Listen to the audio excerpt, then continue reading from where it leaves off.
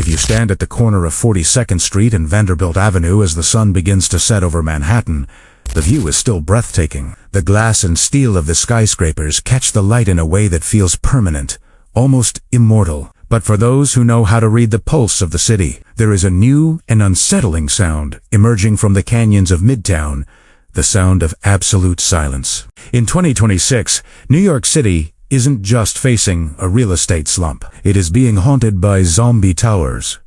These are the glass fossils of a vanished economic era, billion-dollar monuments to a world that no longer exists. A zombie tower is a financial ghost.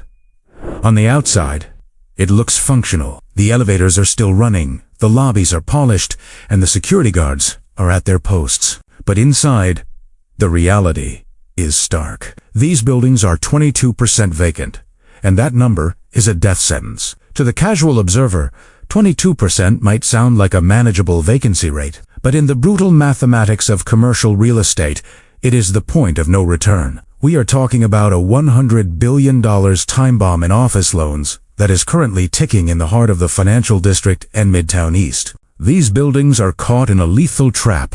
Their operating costs, energy, maintenance are skyrocketing, while the income they were built to generate is evaporating. For the regional banks that funded these monuments, the nightmare isn't that the buildings will disappear, it's that they will stay exactly where they are, slowly draining the life out of the American financial system. To understand how we reached this point in 2026, we have to look back at the hubris of the previous decade. Between 2010 and 2020, Manhattan underwent a construction boom, unlike anything seen since the 1920s. Debt was cheap, interest rates were near zero, and the belief in the eternal office was a global religion. Developers raced to build bigger, taller, and more luxurious towers, assuming that the demand for prime Manhattan space was infinite.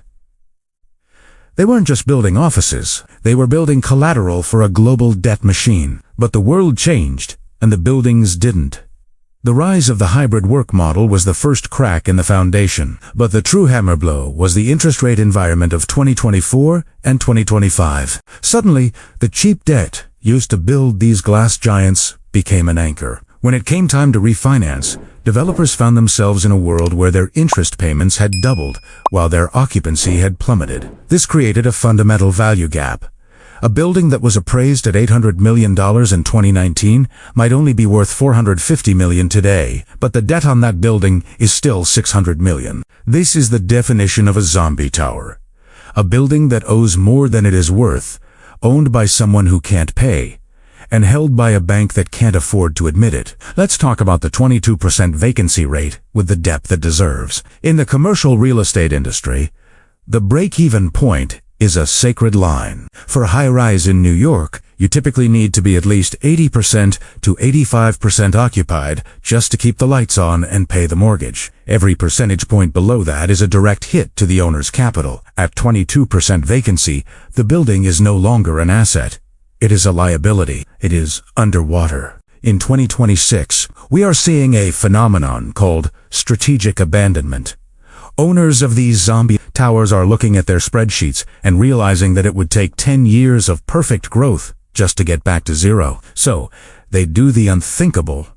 They walk away. This isn't a theory. We are seeing major developer names that have defined the New York skyline for generations handing the keys back to their lenders in what is known as deed in lieu of foreclosure. They are saying, the building is yours, and so is the debt.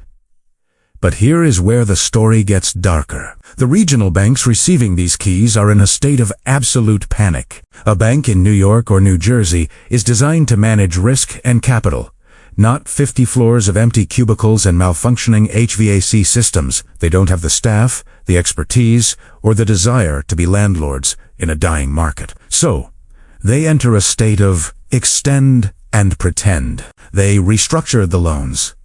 They push the due dates back, and they keep the zombie on life support because the alternative, admitting the loss, would wipe out the bank's own capital reserves. To truly grasp the scale, you have to imagine walking through one of these floors. Millions of dollars were spent on Italian marble, high-speed fiber optics, and open-plan designs meant to foster collaboration. Today, those floors are silent. The air is still.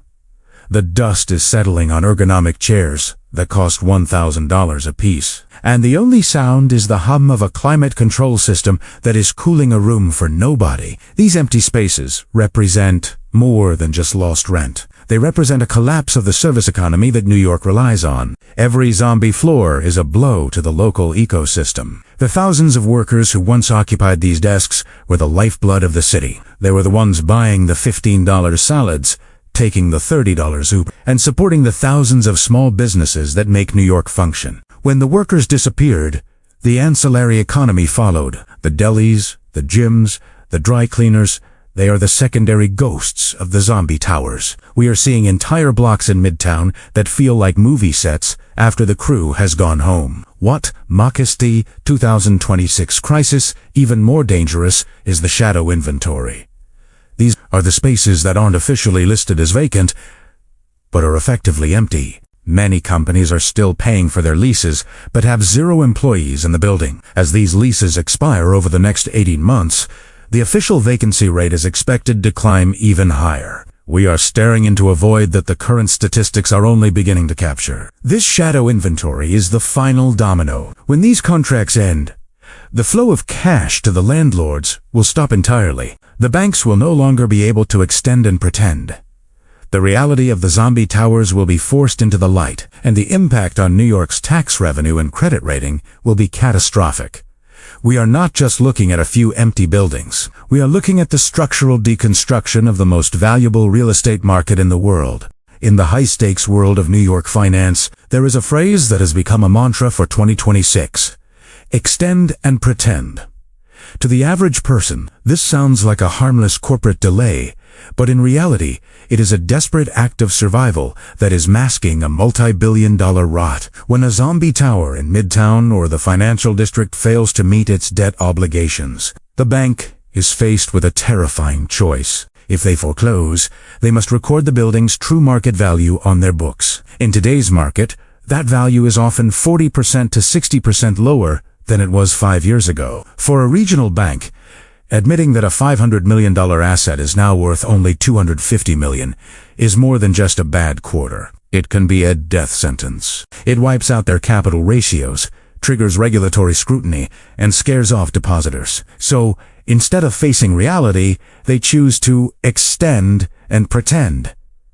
They restructure the loan, lower the interest payments temporarily, and extend the maturity date by 3 or 5 years. They are essentially praying for a miracle, hoping that interest rates will plummet or that workers will suddenly abandon their home offices and rush back to the cubicles of 6th Avenue. But hope is not a financial strategy. By extending these loans, they aren't solving the problem. They are creating a credit dam. Behind this dam, the pressure of unpaid debt and declining value is building up.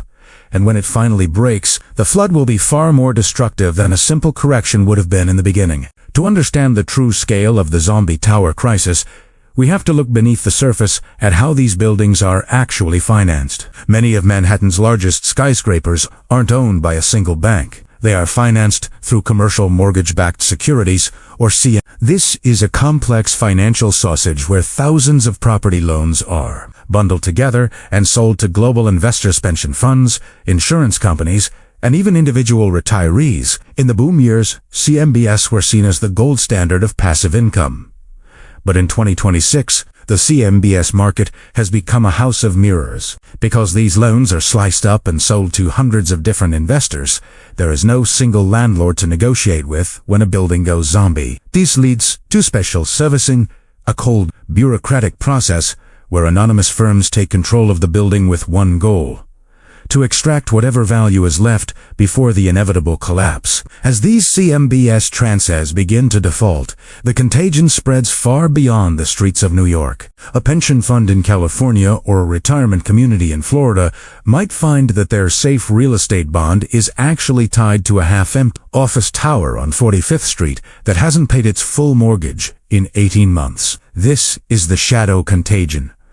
It is a silent transfer of risk from the developers who built the towers to the public that invested in the system. The zombie towers are no longer just physical structures. They are toxic financial products circulating through the veins of the global economy. We often focus on the billionaires and the banks, But the most tragic part of the zombie tower phenomenon is the micro-collapse happening at the street level. A skyscraper is not just an office. It is a vertical city that supports thousands of lives outside its walls. Think of the deli owner who invested his life savings into a lease across the street from a major bank headquarters. Think of the shoe shine stands, the dry cleaners, the high-end steakhouses, and the humble coffee carts. For decades, these businesses relied on the foot traffic premium.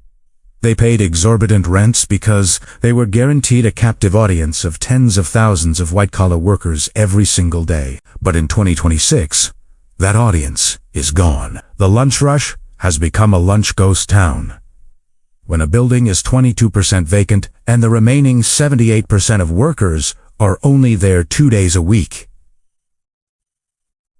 the math for small businesses simply stops working. We are as Sajin, a retail extinction event across Midtown Manhattan. The storefronts are being boarded up with green plywood, creating a landscape of decay in what was once the most expensive commercial corridor on Earth. This decay creates a psychological feedback loop.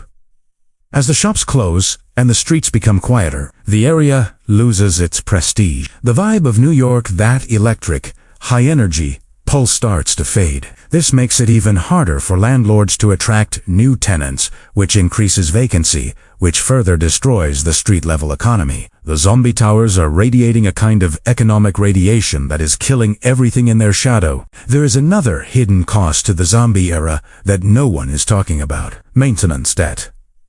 A 50-story skyscraper is a living, breathing machine. It requires millions of dollars a year in constant upkeep: elevators, HVAC systems, facade inspections, and plumbing. When a building becomes a zombie asset and the cash flow dries up, the first thing to be cut is the maintenance budget. In 2026, we are beginning to see the physical consequences of this neglect. Elevators that break down and stay out of service for weeks. Climate control systems that struggle to keep up with New York's humidity. Facades that begin to show signs of where that would have been addressed instantly 5 years ago. This creates a spiral of obsolescence. As the building's physical quality declines, the high-paying corporate tenants, the ones who actually have the money to leave, move out to newer, better-maintained buildings like those in Hudson Yards or One Vanderbilt. This leaves the zombie towers with bottom-tier tenants who pay lower rents, or worse, no tenants at all. These buildings are becoming the slums of the corporate world. They are too large to be ignored and too expensive to be saved. They are stuck in a structural purgatory, waiting for a savior that isn't coming, while the banks continue to pretend that everything is under control. The final piece of the puzzle in this second act is the valuation gap. In 2019, the average cap rate for a Manhattan office building was around 4%. Investors were willing to accept low returns because the asset was considered as safe as a government bond.